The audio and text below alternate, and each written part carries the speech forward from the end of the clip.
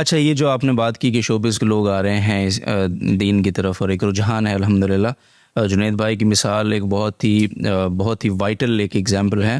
اس حوالے سے تھوڑا سا یہ بتائیں کہ یہ رجحان کب سے ہوا اور آپ کا یہ جو سفر ہے دین کی طرف، شوبے سے اس طرف، جی وہ اس کا ٹرننگ پوائنٹ کیا بنا؟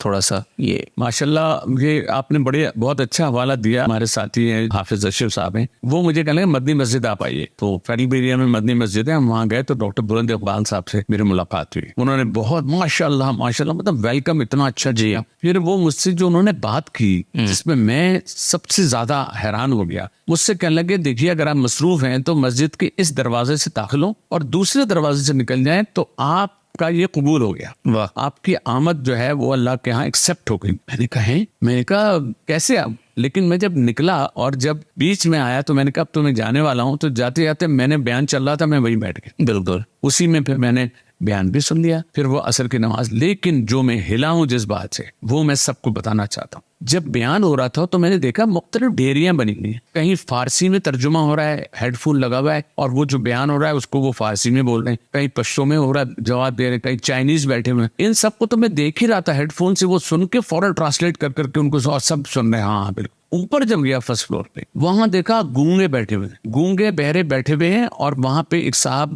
جو ہیں اوپر بیٹھے ہوئے معلم، اور وہ سن کے اشاروں سے بتا رہے ہیں کہ اللہ ایک ہے، اور جو بھی وہ بات کر رہے تھے. بس وہ جو میں وہاں بیٹھا، میں کہ یہاں میرے مالک تیرا کمال دیکھیں کہ جب زبان اور وہ نہیں ہے اس کے باوجود بس وہ دن تھا. میں اس دن کے بعد سے جمعرات کو میں نے جانا شروع کیا. پھر پہلا ہم نے حیدرآباد ہی میں جو تھا سب سے پہلا جو اجتماع، اچھا، فرسٹ اجتماع کیا.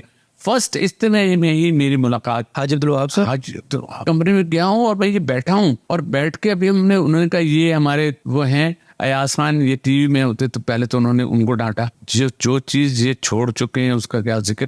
اور اس کے بعد میں نے کہا جی بس دعا میرے لیے کیجیے. انہوں نے تڑ سے تھپڑ مارا، مجھے تھپڑ مارا. اب میں تھپڑ کھا کے سیدھا ہو گیا. خیر پھر انہوں نے 2-3 باتیں کی. اب جب میں نکلا ہوں تو مجھے سب مبارکباد دے رہے. ارے کہنے جنید بھائی مجھ سے کہہ رہے ہیں ایاز بھائی مجھ کو پورا 1 سال لگا تھا تب مجھے کبھی تھپڑ پڑا. کہنا آپ خوش نصیب ہے کہ پہلے اجتماع میں آپ کو تھپڑ پڑ گیا. تو میں اپنے آپ کو اتنا خوش نصیب سمجھتا ہوں کہ اللہ پاک نے میرے لیے ایک راستہ بنایا. اس کے بعد سے میں جڑا ہوا ہوں ایسے، اور میں آتا جاتا رہتا ہوں، لوگوں کو بھی دعوت دیتا ہوں. الحمدللہ.